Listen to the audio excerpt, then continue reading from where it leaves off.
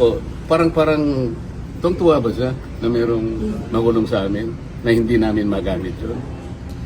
Na parang minamadali daw po ninyo yung pag-tackle doon sa motion dahil nga daw po may mga ilang senador sa majority yung kakasuhan at possible makukulong din po. Yun ang kanya sinisip. Yun ang iniisip niya. Kaya ba ayaw niya rin madaliin namin? Dahil gusto niyang may makulong. Ganun ba? Because that argument can cut both ways. O, parang tuwa ba siya na mayroong makulong sa amin na hindi namin magamit yun? Kung talaga nagmamalasakit ka at we are colleagues here in one institution, dapat hindi siya magsasabi ng gano'n. Di ba? Pero ganun po bang intention, sir? Para po sa possible na makulong or wala dito? Ang sinasabi ko kanina pa, hindi dahil lamang doon. Ang sinasabi ko, maski ang COMELEC, pinayagan na nga na bumoto. Ito ay makabagong panahon na natin. Let us take advantage of modern technology. Communication, information technology. Pwede naman eh. Para sa ganun, lahat makapag-participate. You know that Congress is a deliberative body. It's a parliamentary institution. So lahat dapat magampanan ng tungkulin. Bakit mo i-deny sa kanya yun? Sabi naman namin doon, under justifiable conditions or situations. So, paliliwanag na, hindi pa nga kami makapag-debate. Kaya talagang gigil na sila. So pwedeng lumabas po sana yun sa debate, sir? Sana nga, ganun lang. Kung hindi naman sila magbibigay ng pagkakataon na pag-usapan namin, naku, kamumusyon ko pala, talaga nakala mo yun.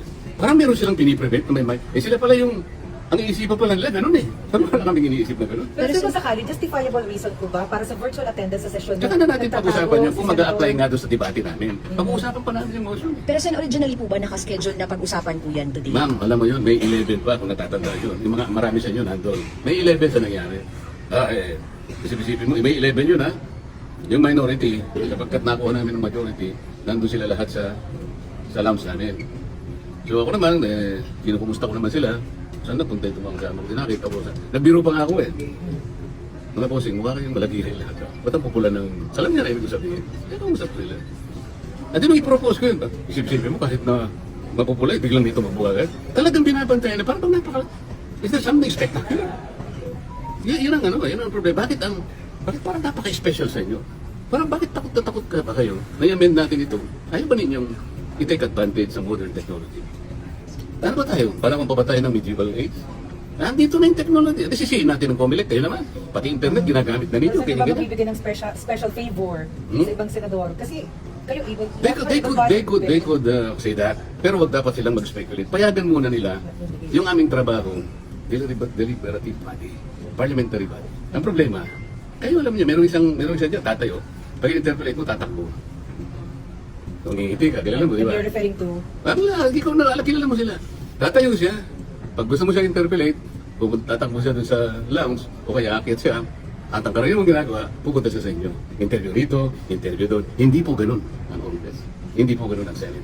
Either nakidebate ka, kung ayaw mo makipagdebate, you have no right to become a senator of this republic. Kung mag-walkout ka, kayo po. Ngayon po, baka ang iniisip nila ngayon, parang kami na naman ang masama. Hindi po kami nakuha. You just imagine this. Hindi ba kami mga mature na tao na pag-usapan namin ito? Binoto po kami para pagdebatihin ang lahat ng bagay. Bakit ka mag-walkout? Bakit ka mag-walkout? Yung mandato bang binigay sa iyo ng bayan, hindi importante sa iyo. Natatakot ka bang makipag-debate? Yun ang problema nila eh. Kami po hindi kami yung gumagawa. Hindi kami nag-uumpisa nito. So they just walk out and then they question the forum. What do you think? Pero sir, your comment What do you think? Your comment Teka muna. They walk out and somebody was left to just move. What do you think? Dahil wala pong quorum. Sila nga nagbigay ng condition pa mawala ang quorum. So, plano nila yun eh. So what do you think? So what do you think, sir? Kasi kayo ang Ba't kayo ako nang siyempre?